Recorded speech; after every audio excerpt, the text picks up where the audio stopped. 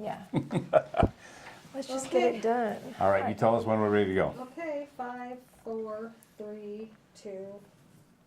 We're back. And Senator, let's look a little bit towards the military. Yeah. I know they're a significant portion in Alaska. How are we meeting their needs, and how are we going to keep such a robust military presence in Alaska? We are meeting their needs in a huge way. We're one of the best support systems that the military ever had. So let's go all the way back in history for a minute. When America needed a bulwark to the Asia Pacific, Japan, Second World War, and then to Russia during the Cold War, they needed Alaska. And they came here and they took advantage, and we began to take care of them. Right. So, and we are them. I was in the military back in the late 60s and early 70s. I think we have more in our population that are military or Absolutely. ex-military than... More vets per capita than anywhere. And then we had the Territorial Guard that said, okay, we'll be a part of that. So they took the Native community and included them in that discussion. So when America needed Alaska, Alaska stood up and became a part of it. Now, once again, Russia is beginning to rattle her swords over there. Putin is definitely a big aggressive. actor. We have Northern Korea. We have China that we don't know the answers to. The Asia Pacific is a big deal to public safety in the world or national safety. So Alaska just happens to have the best advantage for geography and, like you say, for the support base. And we have good natural assets.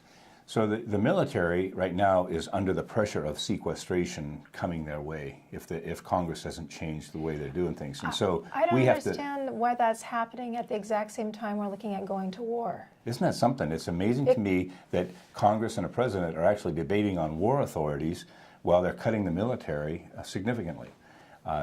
In Alaska, we're in a budget challenge, no doubt about it, but we're not cutting our police force because we're going to keep our people safe, right? We're going to hold bad actors accountable.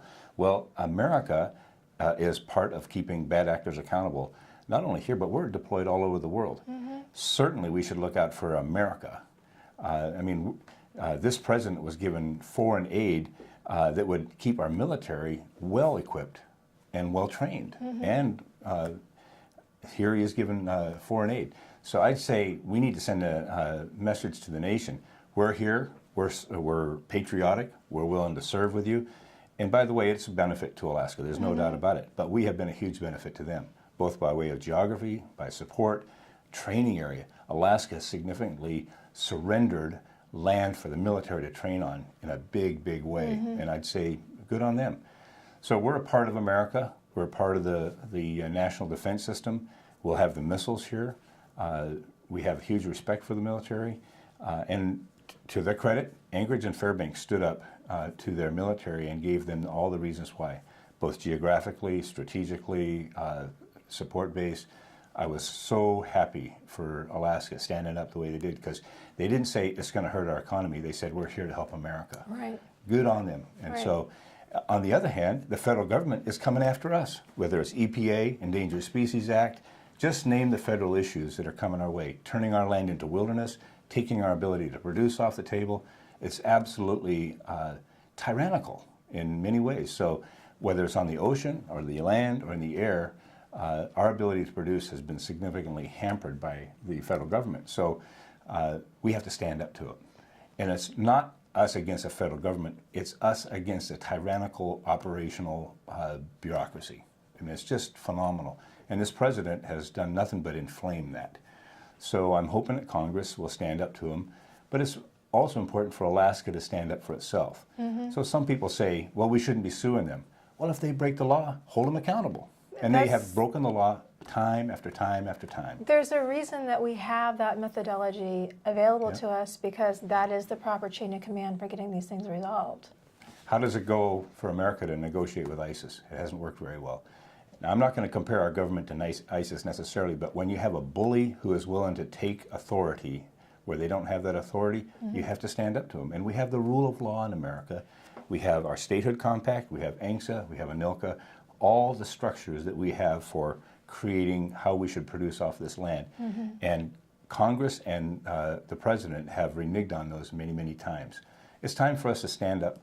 And what I'd like to see is I'd like to see our senators have an oversight hearing on the Statehood Compact and ANILCA in Congress to show that either help us to be a state or turn us back to a territory. I mean, I think it's getting that dramatic.